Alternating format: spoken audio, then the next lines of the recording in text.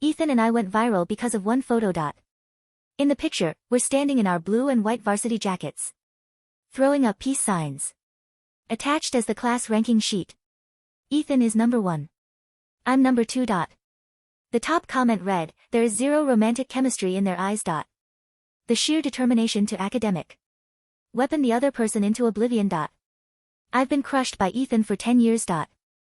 I thought I was destined to be the eternal salutatorian. Until I woke up. I realized I was the villainess in a high school romance novel. And Ethan, he's the protagonist. Realizing this didn't make me sad. It made me realize my time had come. I'm going to be valedictorian. I've been trailing behind Ethan for a decade. Every test, I'm one spot behind him. I am the forever second place on the honor roll. During a nap in homeroom, I gained senses. I discovered I was the mean girl antagonist in a Hawaii novel. In the story, to ruin the romance between the hero and the heroine, I act like a total brat until I get expelled. The hero and the transfer student heroine overcome me, the obstacle, and get together. But then their grades slip. Their parents freak out, and they break up. The hero, to save the heroine from her abusive father, deliberately misses the Sats pizza year with her. And they eventually go to a state college together, for a happily ever after. The hero of this story is Ethan, the guy who always beats me after waking up. I sat up and glared at Ethan, who was chatting 2 rows ahead. Society is crumbling. How is this guy the main character? But it doesn't matter in the book. The heroine transfers to our AP English class this week. Her arrival is the start of my bright future. As long as I refuse to play the villain, I won't get distracted. I will crush Ethan and take the crown. I was buzzing with excitement all day. The thought of finally flipping the script was intoxicating. Walking home with Ethan that evening, I couldn't hide my grin. Ethan looked confused, but his walking pace was practically Olympic speed. Our moms are besties, and we live right across the street from each other. Before we went inside, he looked at me like I was an idiot, then quickly shut his door. After dinner, my best friend texted me, "Girl, you're trending." She sent a TikTok link. It was a video I posted a few days ago after midterms. Just 2 pics. The selfie of me and Ethan and the GPA ranking. No caption, but the internet got me. No romance, just the pure desire to academically destroy each other. Bro is even clutching a pen in the photo. When is she going to take him out to claim the throne? I liked the comment about taking him out soon. The heroine transferred to our class the next day. When she introduced herself as Maya. I knew it was real, just like in the book. The teacher assigned Maya the seat next to Ethan. I sat diagonally behind Ethan, with a perfect view of their backs. First day, Maya didn't have her textbook yet. Ethan slid his book to the middle of the table so they could share. Mr. Henderson started explaining a complex calculus problem. They both leaned in heads together to look at the equation. They looked up at the same time, realizing their faces were inches apart. Realizing the proximity, they both jerked back and sat up straight. I couldn't see their faces, but I clearly saw Maya's ears turn bright red. Ethan awkwardly made a fist over his mouth and coughed. A weird feeling bubbled in my chest. I took a deep breath. Stop looking. This is what I want, right? Riley? Stop looking at the boy. Focus on the GPA. I forced my attention back to the whiteboard. First period ended, and a group of guys surrounded Maya's desk. I glanced over. 2 of them were varsity jocks. Known players who changed girlfriends like they changed socks. Maya, being cute and new, was fresh meat. She looked terrified. As class president, I was about to step in, but Ethan, returning from the bathroom, got there first. He blocked Maya from their view. Don't you guys have anything better to do? The dean is walking down the hall. Hearing the dean was coming, the guy scattered. Maya smiled shyly at Ethan to say thanks. I pulled back the foot I had stepped forward. A moment later, the dean actually appeared at the door. He didn't come in, just waved me over to the office to sort some files. Standing in the office sorting scamper on sheets, my brain was stuck on replay. The boy in the varsity jacket, backlit by the sun, shielding the nervous girl, and the girl looking at him with starry eyes. It's probably what love looks like. Main characters are destined to attract each other. It's physics. I shook my head, trying to shake the unwanted emotions out of my brain. That night, walking home, I was unusually quiet. Usually I yapped the whole way, Ethan. Usually the listener spoke first. What's up with you today? Something on your mind? I looked up into his confused, concerned eyes. How do I say I'm thinking about you? We grew up together. This was the first time I couldn't speak freely. What do you think of Maya? Ethan looked puzzled for a second. Why do you ask? I'm class president. Gotta know the new students to help them adjust. I lied. Ethan nodded. Buying it. Her. She's nice. Very quiet. It was a neutral comment, but my heart sank.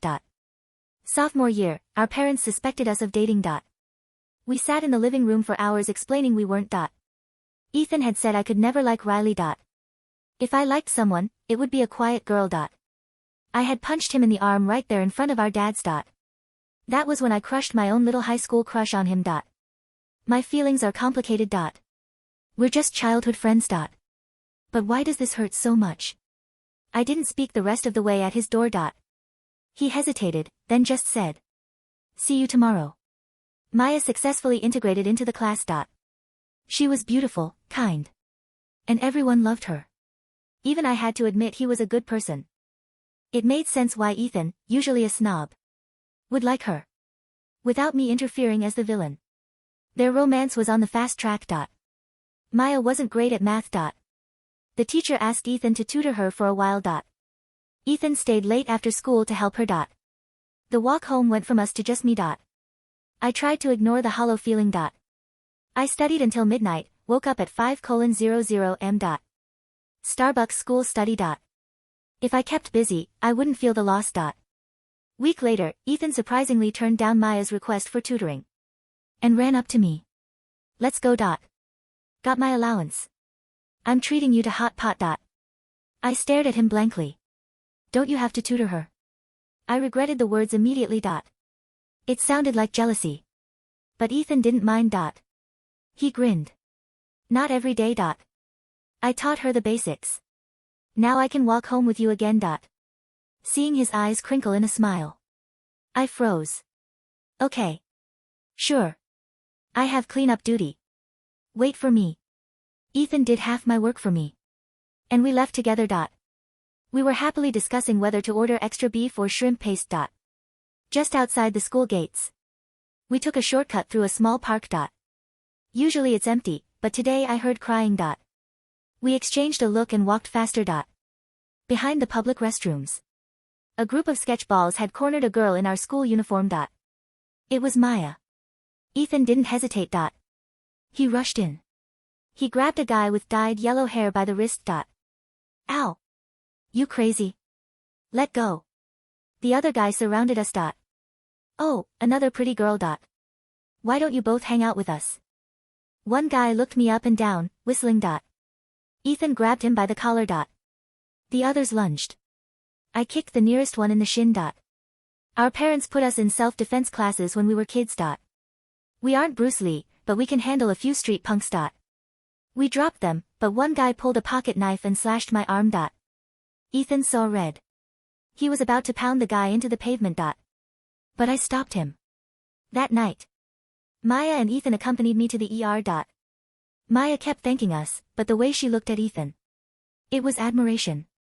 It was hero worship. We never got hot pot. The doctor said it wasn't deep. But I had to eat bland food. We got home at 8 p.m. My mom yelled at me for getting hurt. After that, Maya was even more attentive to Ethan. When he played basketball, she was on the sidelines with Gatorade. I don't know if he took it, but everyone could see Maya liked him. Ethan didn't seem to react. I buried myself in books, school, home study. But sometimes my brain drifted to Ethan. His face, always gentle with me, only frowning when worried. Started haunting my dreams. I didn't want to admit it, but now I knew. I actually liked Ethan. But he's the main character, and she's the heroine. I'm just the villain. And villains who fall for the hero never get a happy ending. My arm was wrapped in gauze, throbbing in a rhythm that matched the ticking clock on the classroom wall. Because of the injury, I couldn't take notes as fast as usual. For an academic weapon, this was the equivalent of a soldier losing their rifle. I sat in AP Chemistry, staring at the whiteboard, willing the information to download directly into my brain. Do you need help? The whisper came from my left. Maya. She was looking at me with those big, doe-like eyes that screamed protagonist. I'm fine, I whispered back, perhaps a little too sharply. Mr. Henderson said I could share my notes with you since you got hurt helping me. She pushed her notebook toward me. It was color-coded. Her handwriting was bubbly and cute. It was disgusting.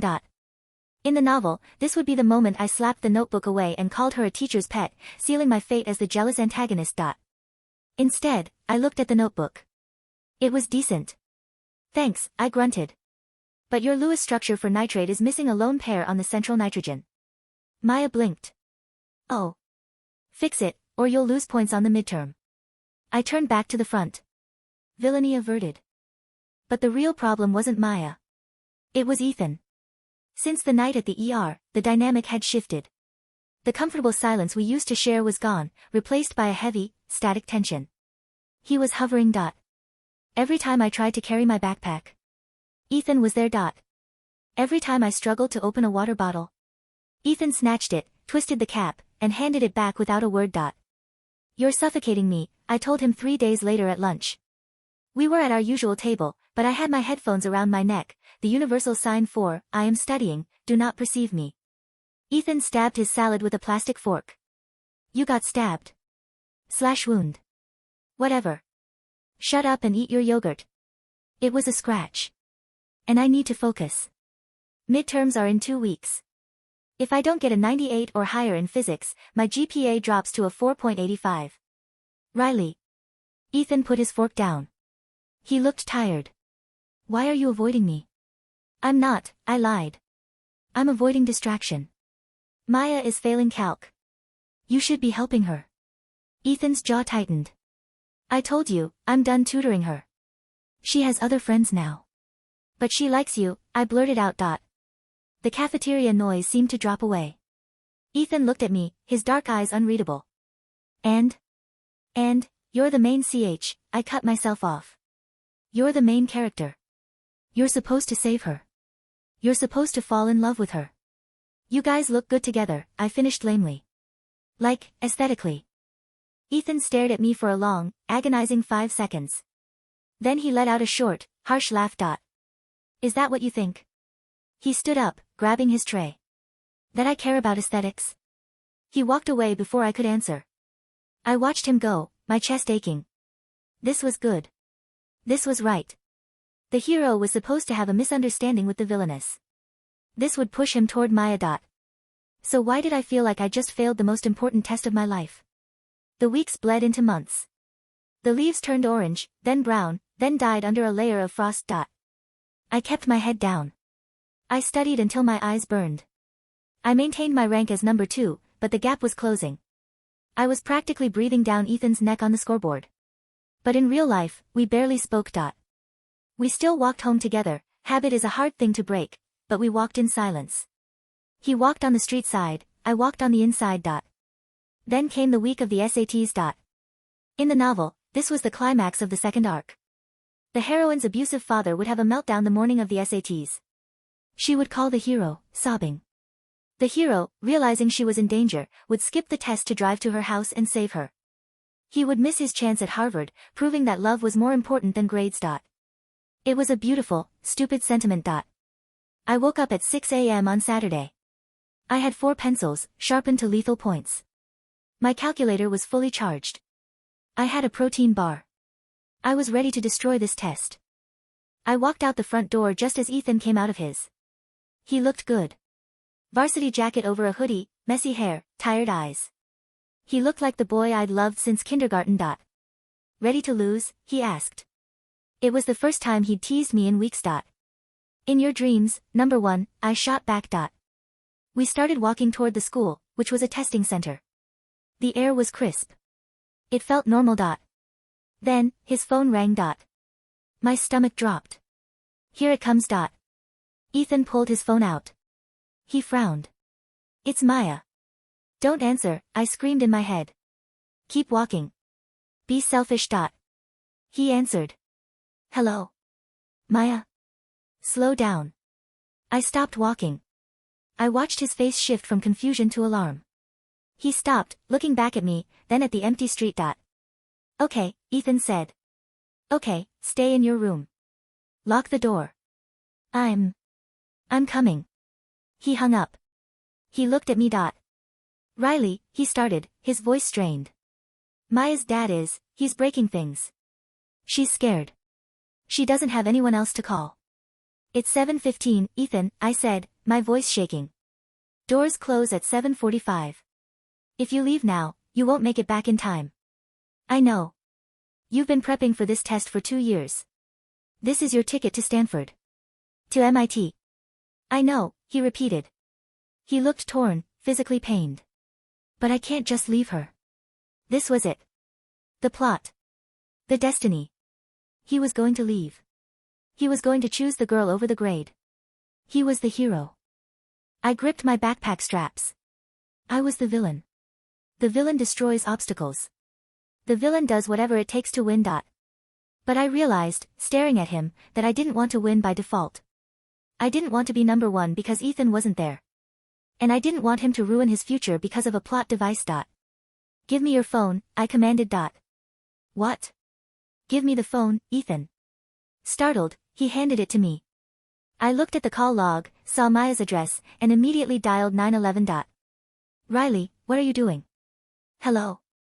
I spoke into the phone, my voice calm, authoritative. The same voice I used to run student council meetings. I need to report a domestic disturbance at Maya's address. A minor is in danger. Yes, he's violent. Please send a unit immediately. I hung up and tossed the phone back to Ethan. Police are on the way, I said. Professionals. Who are equipped to handle an abusive drunk. You are a 17-year-old boy with a number 2 pencil. What exactly were you going to do? Fight a grown man and get arrested for assault? Ethan stared at me, his mouth slightly open. We have 20 minutes, I said, checking my watch. If we run, we can make it.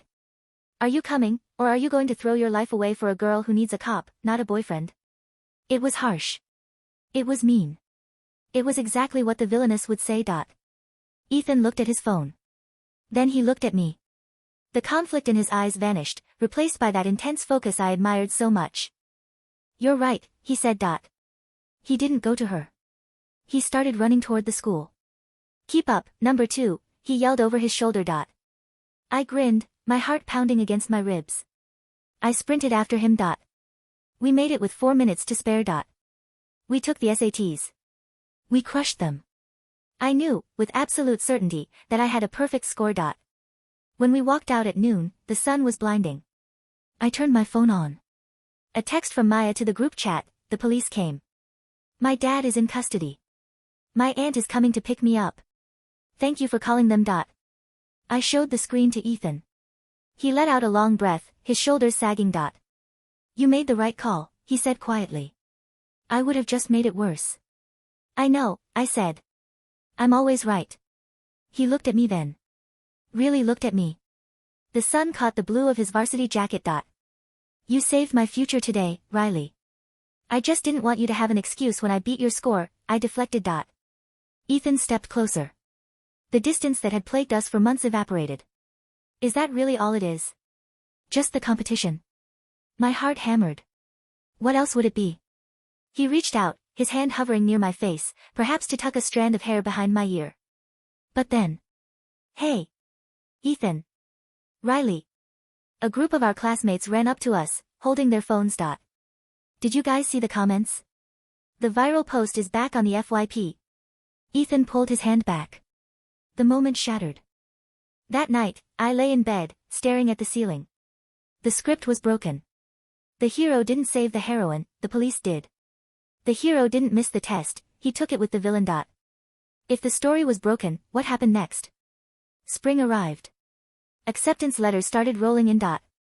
Ethan, Stanford, MIT, Harvard.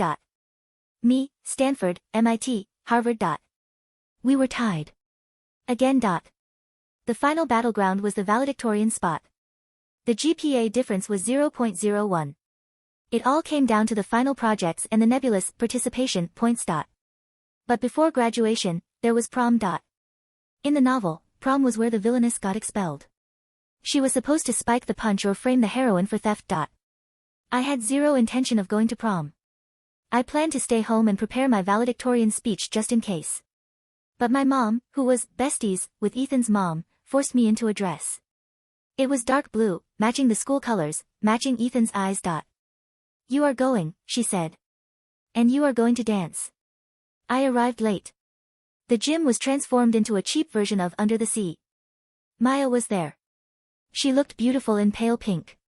She was dancing with a guy from the baseball team. She looked happy. She waved at me. I waved back. We were cool now. It was weird. I went to the punch bowl, to drink, not to spike. May I have this dance? I turned. Ethan was wearing a tuxedo. He looked devastating. I don't dance, I said. I have no rhythm.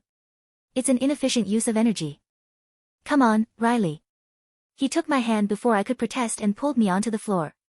A slow song was playing. He placed his hands on my waist. I put mine on his shoulders. The contact burned. So, he said, swaying us gently. Maya asked me out yesterday. My blood ran cold. Oh. This was it. The delayed ending. What did you say? I said no. I tripped over my own feet. Ethan caught me, pulling me closer. Why? I squeaked. Because, Ethan said, his voice low, vibrating against my chest. I told her I was already in love with someone else. I told her I've been in love with the same girl since I was 5 years old, even though she's stubborn, competitive, and refuses to admit she has feelings. I looked up at him. The gym lights blurred. Wait, I whispered. But, the book. What book? Never mind. My brain was short-circuiting. Since 5. Riley, Ethan sighed, a small smile playing on his lips. Why do you think I joined the debate team? Because you were in it. Why do you think I took AP Art History? I hate art. I took it because it was the only class you had without me. Why do you think I walk you home every single day? To intimidate me? He laughed, and it was the best sound in the world. No, you idiot. Because I love you. He leaned down. The world narrowed to just him. But, I panicked, putting a hand on his chest. I'm the villain. I'm the mean girl. I'm number 2. You're not a villain, Ethan said firmly. You're the smartest, most driven person I know. And you're not number 2. I am on the ranking sheet. Riley, look at me. He waited until my eyes locked with his. To me, you've always been number 1. He kissed me. It wasn't like the movies. It was better. It felt like coming home.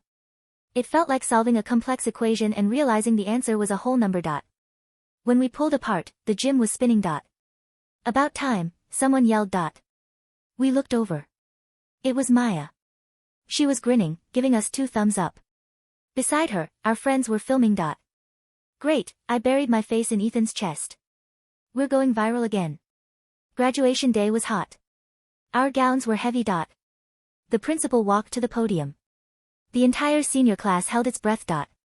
And now, for the valedictorian of the class of 2026. I squeezed Ethan's hand under our chairs. He squeezed back. It was a historically close race, the principal said. Separated by a fraction of a grade point. My heart stopped. This year, we have a tie. Please welcome your co-valedictorians, Ethan Chen and Riley Evans. The crowd erupted. I stared at Ethan. A tie. I guess we're stuck with each other, he grinned, standing up and pulling me with him. We walked up to the stage together. The same way we walked home. The same way we do everything from now on. As I looked out at the sea of faces, at my crying mom, at Maya cheering in the front row, at the teachers who thought we hated each other, I realized something. The top comment on that viral photo was wrong. The sheer determination to academic weapon the other person into oblivion. It wasn't oblivion. It was orbit. We were 2 stars circling each other, pushing each other to burn brighter. I stepped up to the microphone. Ethan stood right next to me. Society isn't crumbling, I whispered to him, referencing my thought from months ago. What? Nothing. I adjusted the mic, we wrote 2 speeches, I told the audience. One for if he won, one for if I won. We didn't plan for a tie.